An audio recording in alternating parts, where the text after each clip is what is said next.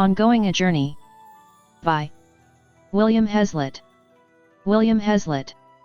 William Hazlitt, English essayist, dramatist, literary critic, and philosopher, was born on April 10, 1778 in Kent, England.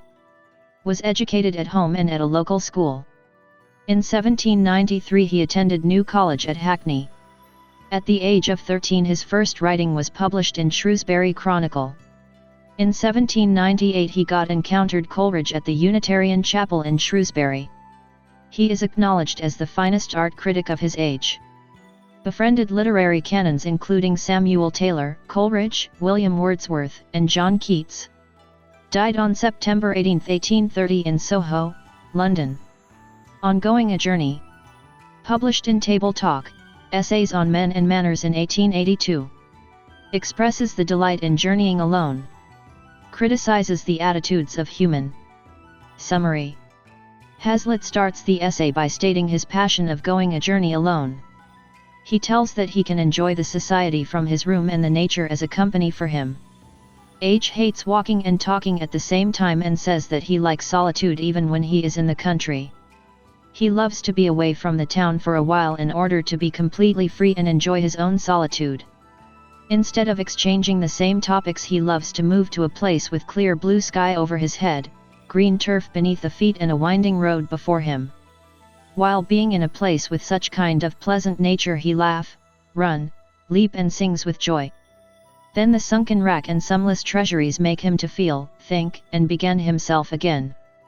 When he thinks of this he says that the arguments and the chit-chats as bad companies, and he loves to be alone. There are two things to be chosen, one is sociable and the other one is solitary. He indicates Mr. Cobbett, who said that in French custom they used to eat the meal and drink wine, but the Englishman do only one at a time. Like that, he says that he can't think and talk at the same time. He needs his notions to be free and not being entangled in the briars and thorns of controversy. In order to have it in his own way, he loves to be alone. He has no objection to argue, but will do not for pleasure.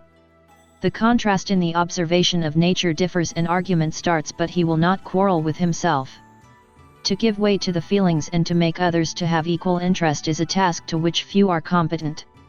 He indicates his friend Coleridge, who can understand and give comments on the same interests of others.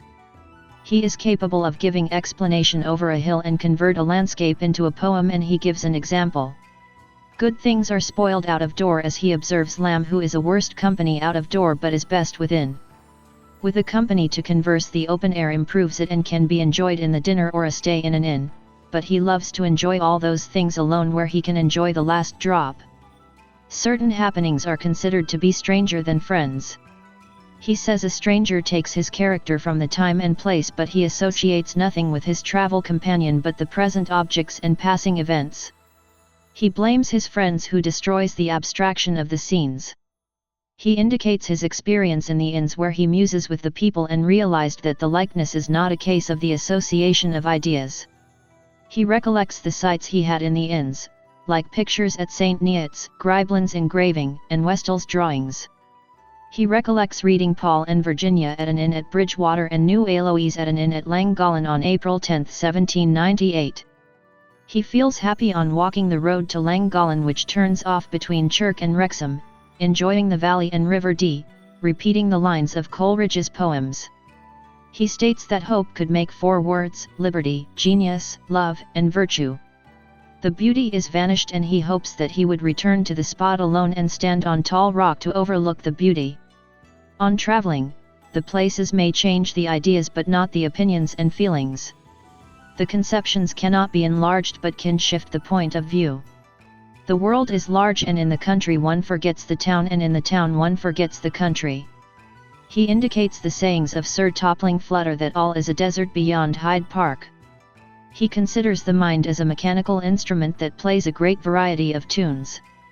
The circumstances, feelings, persons, faces and names that had not thought for years will reflect in the mind while a person visits a place he formerly lived in.